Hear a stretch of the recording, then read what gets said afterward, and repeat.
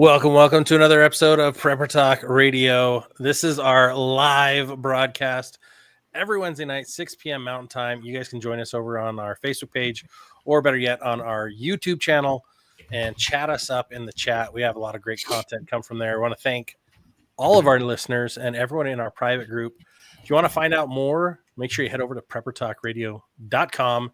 We've got resources. We've got a link to our private group.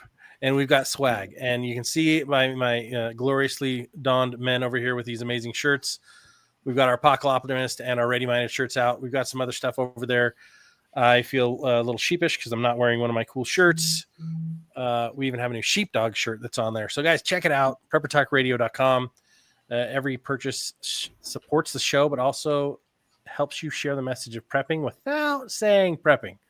We want to keep that on the DL, but we love you guys. We appreciate you guys. And tonight we're going to be diving into the world of who, right? We're going to be diving into a whole new world. A whole new world. Gives it a whole new context. But guys, we're going to dive in, kind of help you understand a little bit better. But before we do that, I want to remind you guys, hit like, hit subscribe, share this out. We've got a lot of people in here already, but we'd love to get everybody into the live as much as possible. But also, if you've got a chance, go give us a review where you listen to the podcast. If you feel like we're worth a 5-star, we would love a 5-star. And without any further ado, let's dive in. Sorry, just reading the comments here. New World Order. Right. This is a huge topic. We can't cover this in 45 minutes, an hour, or whatever. I guess one of the reasons I wanted to talk about this is words are important. I've said that before, right? And I like to refer to my 1828 dictionary as often as I can. Try and move backwards. That's saying it wrong. Trying to look backward, look behind, not move backwards, move forward, but while still keeping the past intact, right? Which just has not happened over my lifetime, right? And so, again, words are important, and words get hijacked, meanings get changed, and we can use a lot of these words to know what we're listening to. So if we're listening to someone and we're a little suspect, and they use a particular word, that should be a light bulb should turn on to certain words that we hear. Propaganda words, New World Order words.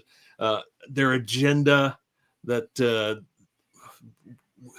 they are trying to disguise from us, and to get us to buy into their agenda, and disguise the true meaning of what their words are, of what the words they're using, and trying to deceive us. So that's kind of what the thoughts are about tonight. Is let's talk about the words we're hearing out there. If we see double meanings, or we're confused about what they mean, or what and if there's some confusion, there should be, right? There should be a red light that's going off in your head, and okay, we need to think about this a little more deeply, right? Think deeply instead of on the surface of what they're just saying, but what is really the meaning behind these words. Well, not just words too, because a lot of the reality is if we have a new world order and all of us believe that it's nefarious, there is the leader of the nefarious movement is the enemy of all righteousness. And in some call it the devil, call it whatever you want to call it, but I call it the devil. If that's true, then there's got to be a side with God and Jesus that is going to do the other side of things. And the one thing I realize is that if you recognize it as a spiritual warfare, the New World Order words, a lot of times they're going to hijack the words from the light side, the side of righteousness. They're going to hijack it. And so you might hear a word like, wait a minute, that seems like a righteous word. Well, just be careful, because the way they hijacked it might get, like, for example, the rainbow. The rainbow was originally given as a sign that God was no longer going to do the earth. But now the rainbow is a whole different thing in our day. Yeah. Another thing too is not just words, but numbers. 6 colors, versus 6-colored rainbow. Yeah. 7 good, 6 not good. And speaking of numbers, Another thing that New World Order uses, they love numerology. Yep. And so like you just pointed out, Scott, 6, the good one is 7 colors, and the bad one, or the one that we see today, is 6 colors. There's a reason for that. Those numbers mean something in numerology. I have studied just enough numerology to be dangerous and some things, but not enough to be able to like do a full-blown presentation on numerology. Like I know a few of the things, but I don't know everything. And there's some, and at the same time though, it's like sometimes you can go so far into numerology, they're like, oh my gosh, the number 3 was used 4 times in the 7th day of the week. You know, you're like, bro, or 33, and sometimes they don't mean that. Sometimes it just happens that way. I don't believe in coincidences, but I do believe that innocent people sometimes are not meaning to do things. So there's not always the sky's not always falling. How about that? Yeah, no, I like that. Yeah, like the number 7 relating to the creation, right? 7 days completion, and 6 just short of just completion, right? Counterfeit. Anyway. Well, what's interesting, just to think about it, so 12 is the number of the apostles. So it's the government of God, or the authority of God. And then 11 is also a faithful number, because 11 of the 12 stayed faithful. But a lot of times you see 11 as a number that is used in other purposes, but then 13 is trying to be more powerful than God says one. They're one-upping God's power at 12. So that's why Friday the 13th, and you see the unlucky numbers of the 13. A lot of that is based in that numerology. I don't want to get too far down the numerology rabbit hole, but it definitely is part of some of the New World Order stuff that you'll see. For example, one of those examples is 1,000 points of light. Well, when you heard George W. Bush talk about 1,000 points of light, it's like, oh, well, that was a kickoff to those guys that, hey, we're talking about something New World Order-ish. So let's back up a second. Yeah. And Da Vinci Code this. New World Order, right? There's the conspiracy guys. Like, oh, this is a nefarious group. Is going to do it.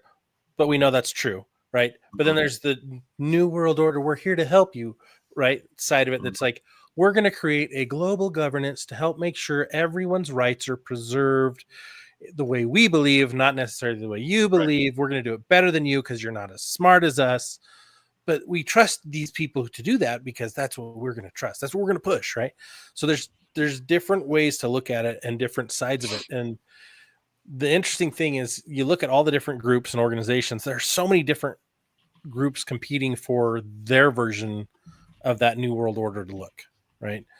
And every time major shifts happen, a new world order arises. For example, prior to World War I and II, the largest powers that kind of had that world order was who?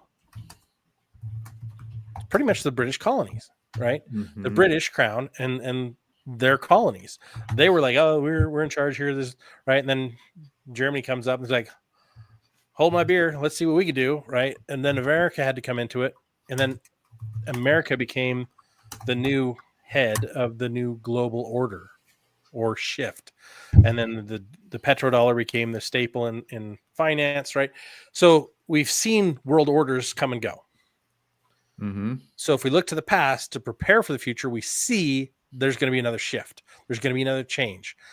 And it doesn't mean it's going to be any better than what we have. That's a good point, Scott, because a lot of people are thinking, no, we don't do new world orders. Are you kidding me? Just in the last 500 years, there's been like 4 or 5 changes of orders of the dollar is the prominent currency in the world. It's the reserve currency in the world, but it's only been the reserve currency for about 150 years. So what? And this is not something that's new to the history of our world. Yeah. Well, think of there was the Persian Empire.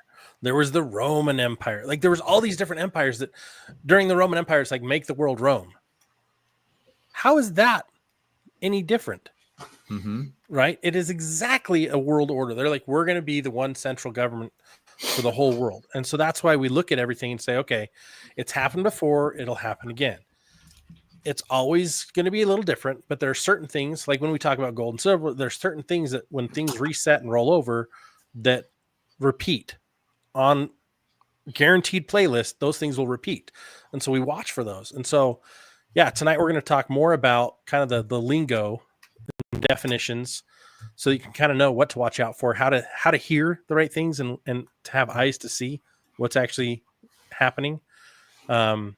Which will kind of go into Project Bluebeam. We might talk about later, but eyes to see, pay attention. Not all things you see are really real, as well as deep fakes. That's always fun. But yeah, let's jump into it. Yes, obviously context and how the words are used definitely applies. Like you say, Paris, not all people have bad intent, although a lot of them do mirror what's being said and use the words and the phrases that the elitists like to use to lift themselves up and say, hey, look, we're doing good, right? And some of the words, just I guess to maybe kick off, the word I see a lot that's a red flag to me is the word sustainability, right? Who doesn't want sustainability in life, right? I want my job to be sustained. I want my life to be sustained. Why is that such a bad word? I mean, but that is a hot topic, a hot word for the globalists, for the New World Order, is sustainability. But whose sustainability and whose view and whose opinion is, okay, how are we going to do this sustainability? And what exactly does that mean to them? And not necessarily to us. I mean, I know what it means to me, but what does sustainability mean to them? That's one of the many words. I think another one too is this idea that, for example, one of them is universal basic income. Mm-hmm. Who doesn't want to have everybody in the world? Who doesn't want to eliminate poverty? Who doesn't want to bring up the world? All rising tides rise all ships, right? As they say. So who doesn't want that? But the idea that we take the drive to succeed out of man and mankind is not like, if I have let's say that the universal basic income is $5,000 a month. Well, what incentive do I have to get off my couch if I'm going to make $5,000 a month, no matter what I do? Yeah. You know what I mean? And so that really puts people that dulls them and their mind. It dulls their activities. It really puts them in a place of, oh my gosh, I probably shouldn't. They don't want to do anything because everything's taken care of for them, and they literally become slaves. Well, here's why they become a slave, because you can easily condition them to, if you don't do what we say, we'll take away your funding. Perfect. Exactly. Right. It's the hanging of they're hung in a noose. They can't really go anywhere. And as soon as you do something they don't want to do, they kick the floor out from underneath you and you're gone. Like that's the reality of those types of things. Everybody obviously wants to make more money, especially when the economy is as crap as it's become. Right. Mm-hmm. We watch what's going on with the world and you're like, crap, the stock market dropped 1,500 points. Whoopity-doo, right? Oh, these tariffs are being wackadoo and the global economy is kind of taking a hit right now, right? Which could be for the good, could be for the bad, could be the end of the world as we know it. We don't know, right? Well, it's almost already back. I know. But it's things that have to adjust, things that have to happen. And so my gut says just keep watching right now. But here's what to watch for. Watch for what they're doing, because, and you guys are going to be excited for our next episode because we're going to go into George Washington's dream. It'll drop on Tuesday. We just finished recording that one, and it talks about this cloud over America, this dark cloud, and I feel like it's already here. And in the third event coming in the George Washington dream or vision, but it is already here, and so like it's hard to know. Like if you go on a road trip, it's hard to know where you're going if you don't have your map or your GPS or something to give you markers and what to look for. If you're unable to use a map and you're stuck in a cloud and you can't see, or you're stuck in a fog and you can't see where you're going, it's really easy to get lost or to overshoot your destination. And that's what they're trying to do to us right now. Make us so completely lost and frozen, or overshoot our destination and be going miss the mark, so to speak.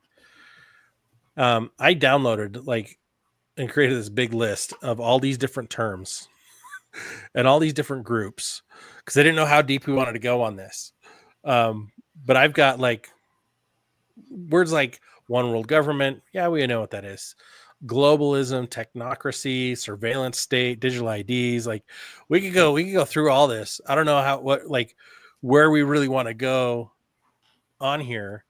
But one of the things that I heard recently, and I want to thank one of our listeners for sharing this with me. Rebecca shared this over on TikTok. It was this interesting thing between conservative and liberal belief, and we all agree. I hope I can say this right. We all agree that something needs to be done. We all agree, like for example, we all agree that we need to help the homeless. The difference is a conservative would like to say, hey, let's do a fundraiser. Let's do something to help provide for them. Let me, I will choose to dip into my own pocket if I so choose to help them, or I will give them my time to help them. Or train them to do something for themselves. Right. Or teach them to do something for themselves. Yeah. Yeah. Whereas the liberal view is like, we want to do something too, but what we want to do is have someone tax us all so that you all have to pay. Right. And it's the difference between peaceful opportunities to help versus hostile or violent, forceful help, right? If I'm given the option on the conservative side to say, yeah, I want to help, or no, I don't want to help, that's it. And we let them go. But on the left side, it's no, you're going to help and we're going to force you to help no matter what, because guess what? We're going to make it a law. So now you don't have a choice. Mm-hmm. Right? That's part of the New World Order, so that you'll have no choice, that the law bypasses your liberties. Well, like what it says, what does Klaus Schwab say? The ultimate supervillain. Yeah, you absolutely. You will be you will own nothing and be happy. So the idea is, in what world has not having any ownership ever produced happiness?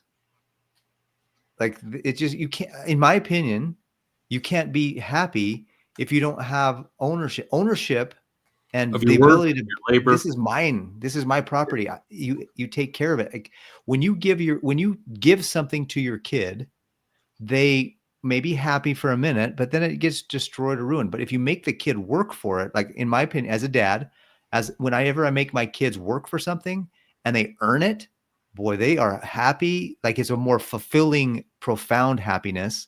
Mm-hmm. And they take care of it and it lasts, because they understand that it takes work.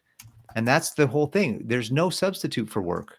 Work is probably one of the most important things that we need to have. And that part of the New World Order is we want to take it all away from you because it's too hard. I mean, we want to have everything done for you. Like they want to create robots to do everything for us. And like, or the idea, so there are things that I don't mind having somebody do for me. Like, the idea that my government can save me, right? New administration, new policies, we don't have to worry about it anymore, right? No, you do. You need to worry about it more. You need to take absolute responsibility for yourself. You're part of the green agenda, right? That's supposed to be for our good, right? Because I mean, it's all based on lies anyway. But that's what you've got to get through. I mean, I love renewable energy. I love solar. I love wind. But obviously, on the scale that it's being used, it's not efficient. I mean, there's a lot of reasons not to be pushing this. It just doesn't work, and there's a lot of lies around oil and so on and so forth. But they're, like you say, they're disguised in like the green agenda. Oh, this is great. We want to be green. I love I recycle. I all about stewardship here on Earth, right? Taking care of my own impact on it. But they use it against us, right? Well, and they use it in lending. They use it in business funding, right? They use it against us in so many different ways. And so while it being out there and being a way to force businesses to adopt policies that aren't liberty driven, right? Like we've seen this with DEI, like it was pushed and you had to push it if you were going to stay on the stock market, or if you were going to be able to qualify for additional loans for your business. Like they push these things. And it was government driven by the last administration. It was just garbage. But what we see also is that stripping those, that while that's good and beneficial, they're now putting other things in place, right, to control how money is spent, how money is lended, Lent, what you can and can't do, right? So everyone's going to push their own agendas, and we have to become so fiercely independent that we don't need to rely on anybody else for anything, right? The challenge is finding a group that you can do that with, because no one man can serve all their own needs in the current world we live in, unless you completely take yourself outside the world we live in. Right? So, well, that's kind hard. of lending to, the digital world, right? Yeah. Digital ID, digital currency, and so on and so forth. That is obviously the agenda of the New World Order. And it's not for our benefit. Again, they disguise it. Oh, this is going to be more convenient. You can keep track of everything, and that's what they're going to do, is keep track of everything, right? So it's really to fulfill their agenda, but trying to convince us. And so we need to see that argument in there, of, if we're already on the right page, we're going to see right through their designs. Whereas the typical person, they see, oh, I want my life to be more convenient and easier, and all this good stuff is, and that's what they are, appealing to. I mean, look at anything digital, anything cyber, like you mentioned, transhumanism, Paris. That's one of the many things that's. I mean, like, I don't want to get into, but look at Musk and his other companies, right?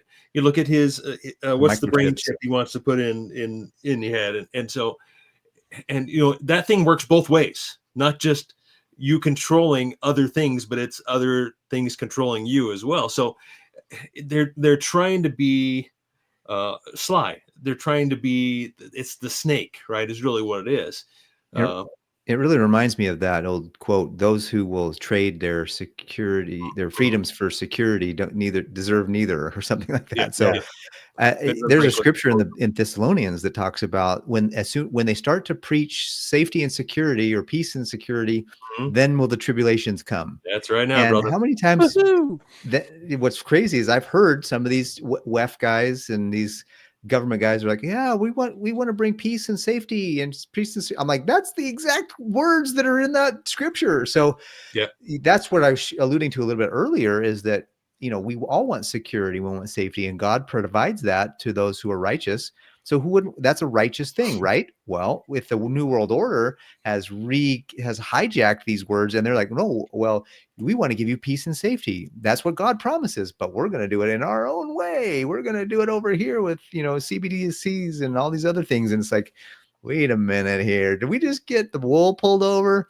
And that's why this whole thing is, these guys, they have nefarious purposes. They're going to take things that we would feel are good and righteous and correct and want. Who doesn't want to help the homeless? Who doesn't want to have things that are more convenient? I want more convenience. I feel blessed that I can jump in a car and I can drive somewhere in an hour that used to take somebody in a wagon and horses 3 days. Well, okay, I want those conveniences, but I don't want it at the cost of some of the other things, So you gotta be careful.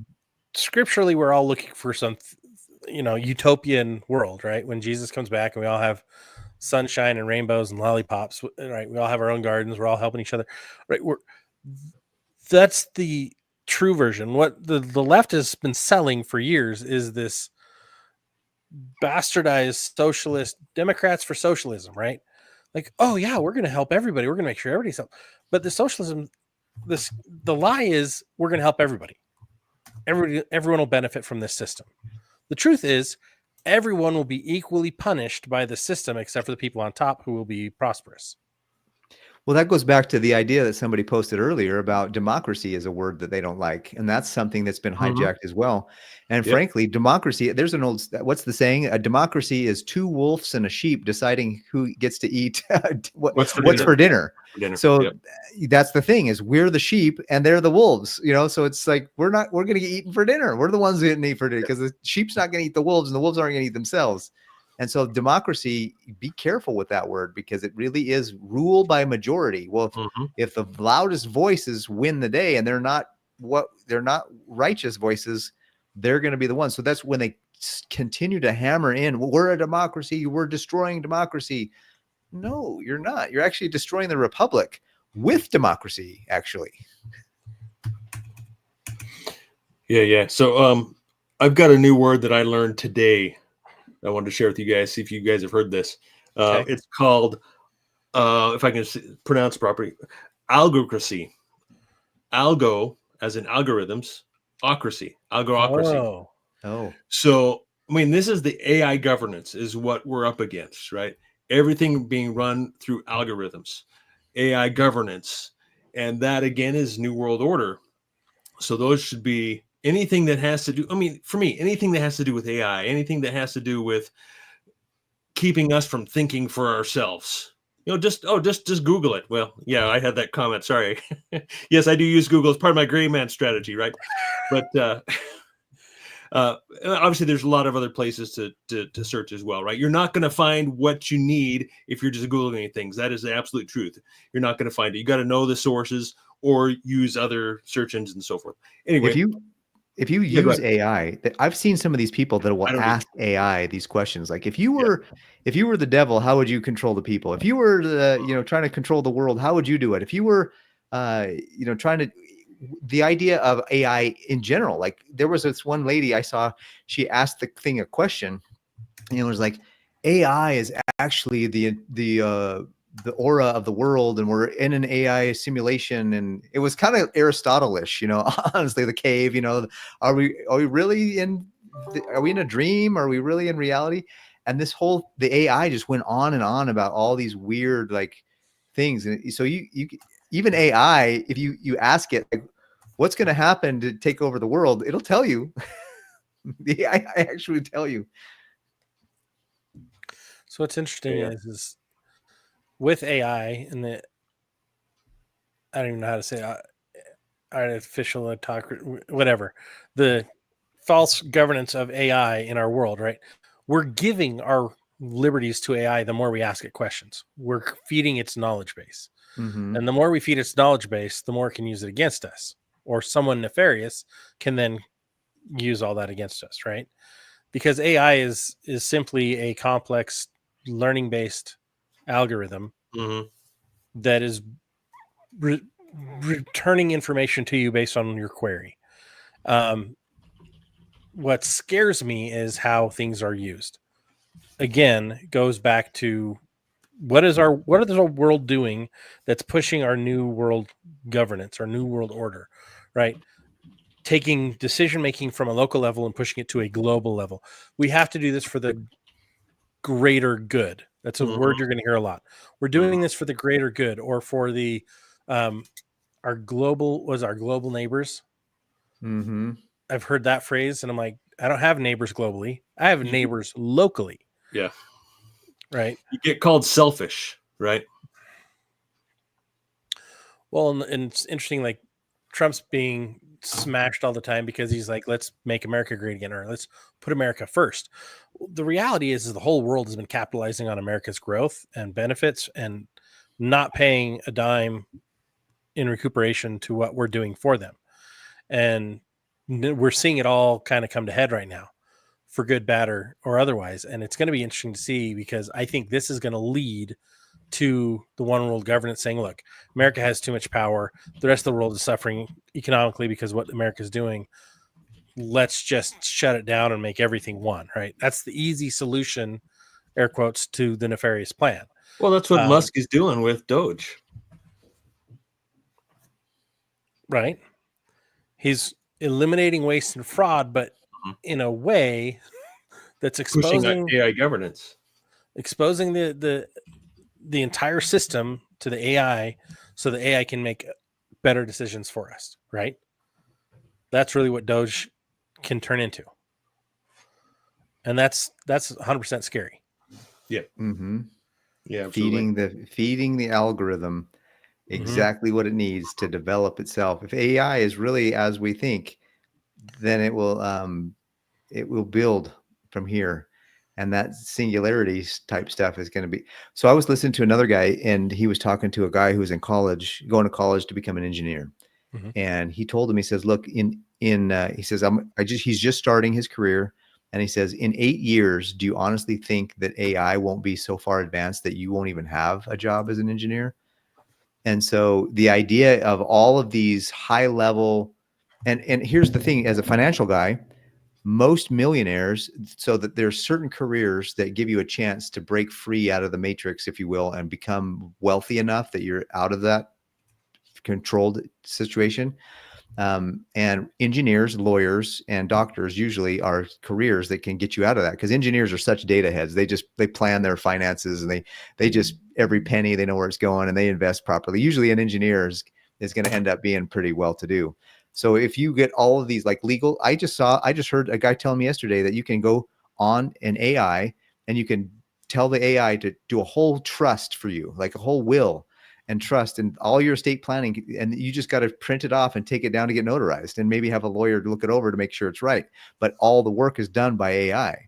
And so all of these high level, really intelligent, motivating and wealth building careers are being overcome and being taken out. And if that's the case, then it's going to be harder and harder for them to, harder and harder for us to be, not controlled by the system, I think.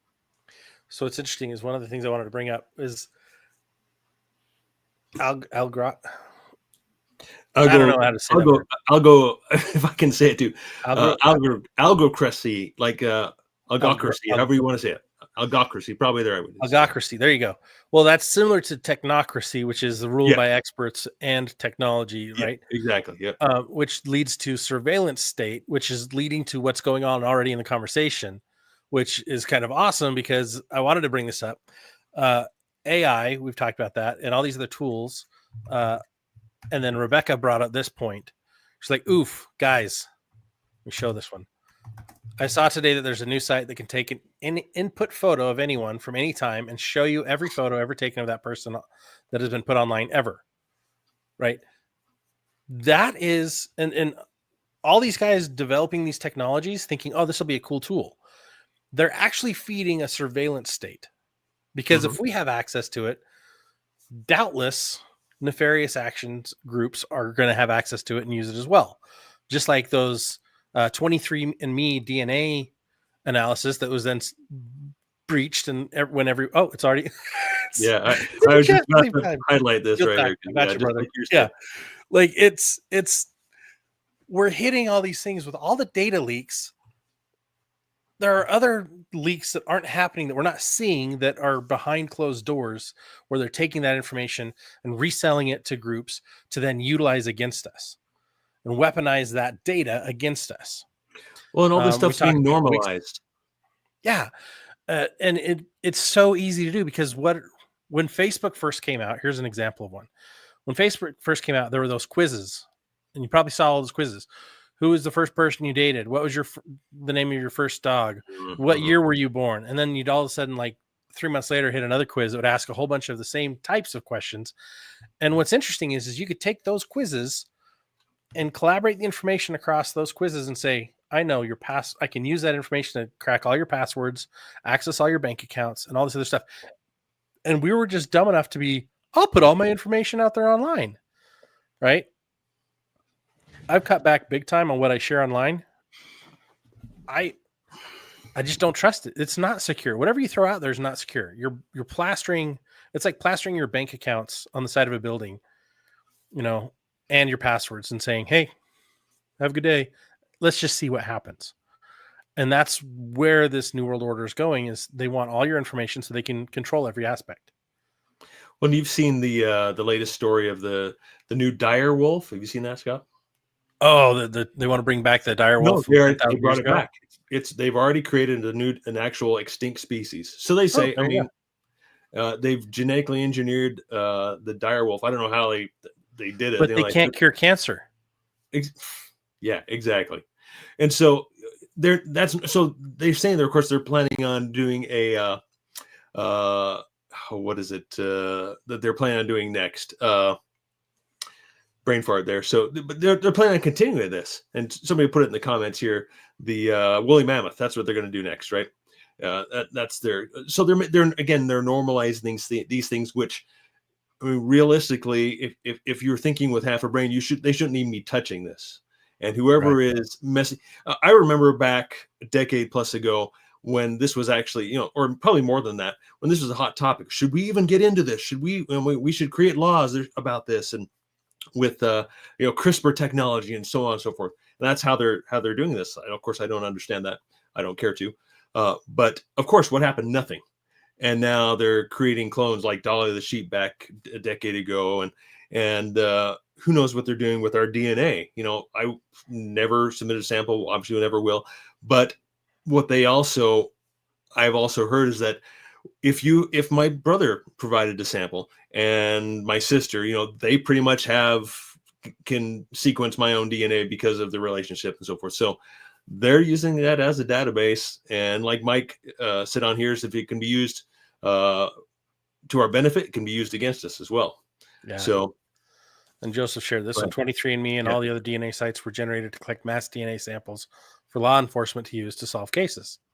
He worked on some databases created for that exact purpose. Yeah, 100% believe that, right? Everything that's being created, it has most of the stuff that we're seeing now is stuff that's existed already. And FieldTech already shared that. Like there's systems already put in place, but all of this is so that they can then create now social engineering, right?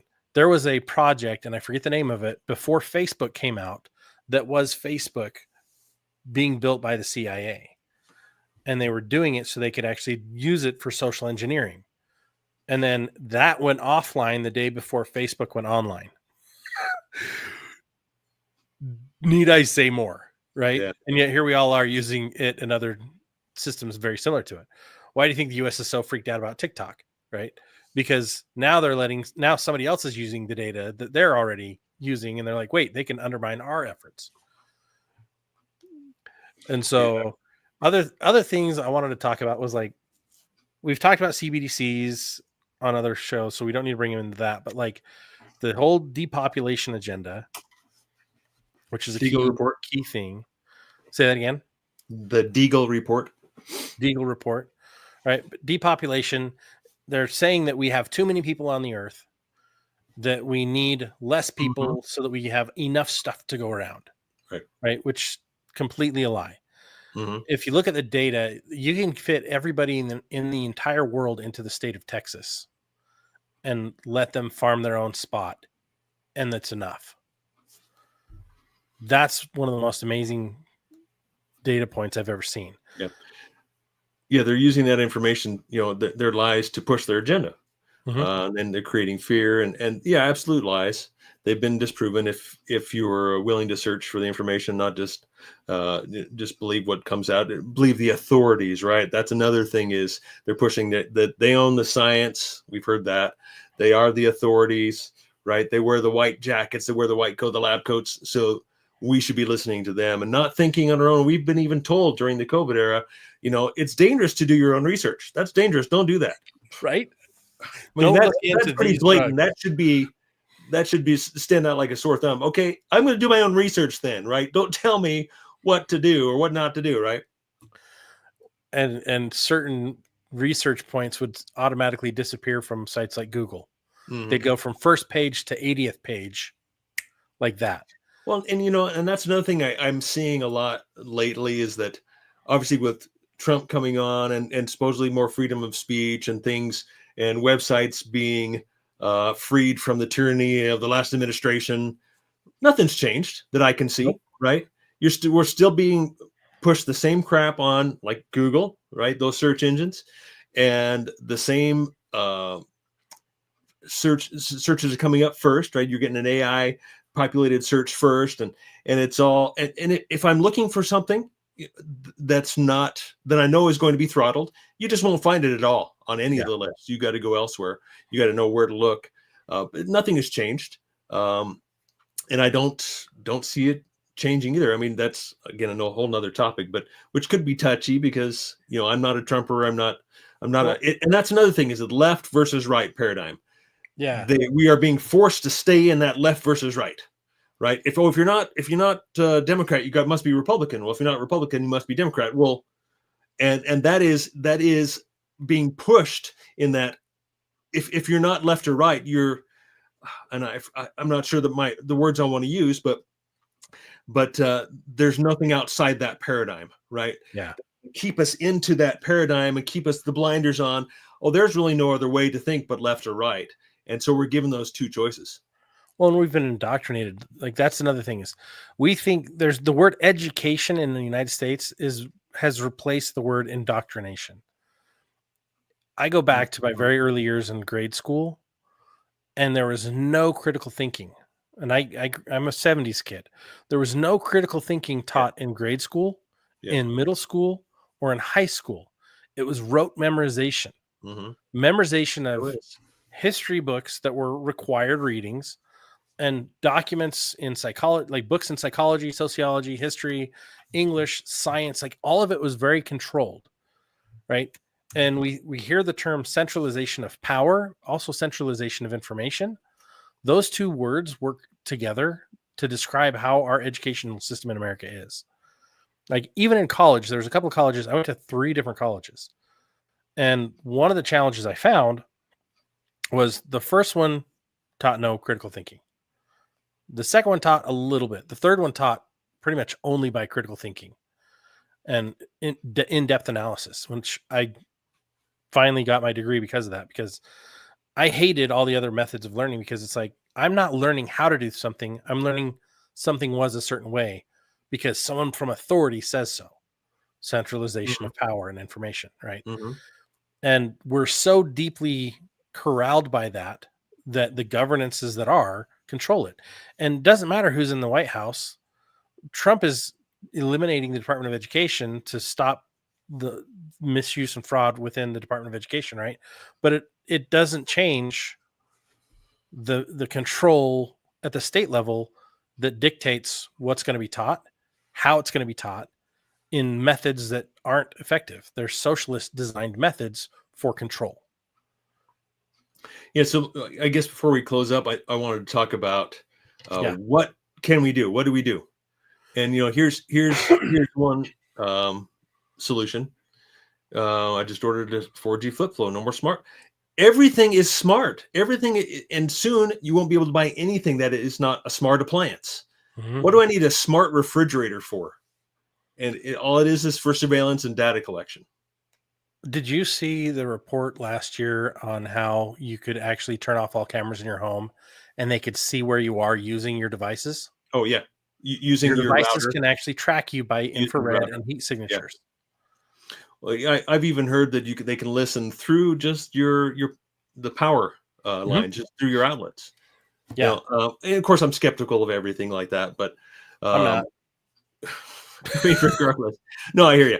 But okay, so what else can we do other than unplug entirely, ditch technology, move off grid, unplug? I mean, it kind of my strategy. I was kind of half joking, but not half joking about using technology, using Google, staying on these platforms, staying on YouTube, when yes, we probably should get away from those completely, because it all affects us. There's programming, and whether we want to admit it or not, we see that programming and it affects us. I mean, even with myself being at least maybe not fully awake, but almost 100% awake. At least I'd like to think so, right? I continue to wake up more and more, but everything we see will affect us, and it causes trauma, it causes confusion, and that's, order out of chaos. Their new world order out of chaos. That is what is coming about, and that's why I want to put all of this off. However, like I was saying, kind of joking, is to kind of be gray man, and I'm giving myself away here, is you kind of have to participate and be in the system at least somewhat, right? Being awake and being aware and participating, but limiting your interaction, limiting your information you share, using the right tools, which I don't know if I trust any of them, right? Yeah. Any of we've learned that what's the app that, not Signal, what's that? Oh, Signal. Yeah, the communications app that's social. Yeah, and I don't trust any of those. So I haven't signed up with any of those. And so I think for me, it's just about balance, using what's there, being cautious. And how else are we going to reach more people than on Facebook and on YouTube? I would rather not. I would love to just be completely unplugged. But then what do I accomplish, right? Kind of have to use what's there to the best. I mean, to the fullest we can. I have to use the system. Well, utilize what we have to help benefit your family as much as you can, but also identify that it's also creating weakness in how we live our lives.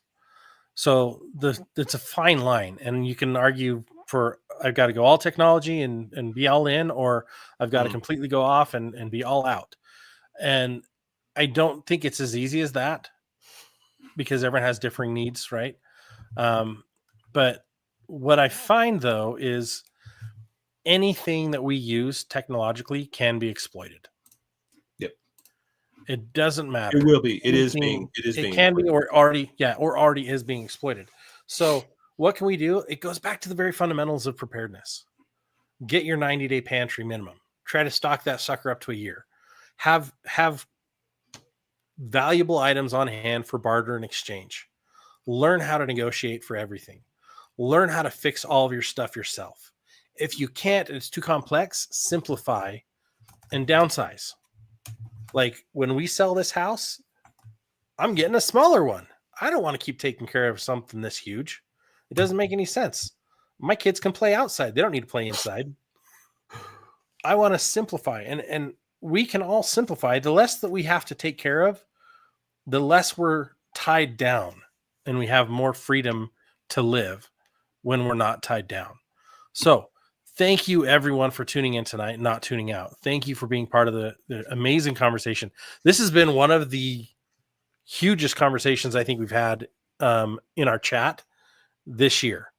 Like it has been explosive with information, data, differing opinions. Like this is awesome. I wish we could just kind of sit here and like have it live streamed that and just chat. And we just, I've been pretty distracted talk, right? in the conversation, just chatting. Not paying a lot of attention to you in Paris, honestly, but it's been awesome. So guys, like if you're listening to this later, you need to come back over to YouTube and read the chat because it's phenomenal. We got some great content in there. And if you haven't already, go check out our friends over at survivalfrog.com. Use the code PrepperTalk10 to save 10% on anything site-wide. They just sent me some cool stuff we're going to be giving away when we're about to hit, I think, our 400th episode? 500th episode? Close to 500, yeah. Close to 500 episodes. When we hit that, we're going to do some giveaways leading up to that. So stay tuned. And also check out our friends over at hamradioprep.com. Use the code PrepperTalk to save 10%. It's an awesome site. I'm loving it. You can love it too. Go get your ham radio. Thanks for tuning in, guys. Yes, we'll catch you on the next episode. Get it done, Scott. I'm working on it. See you next week.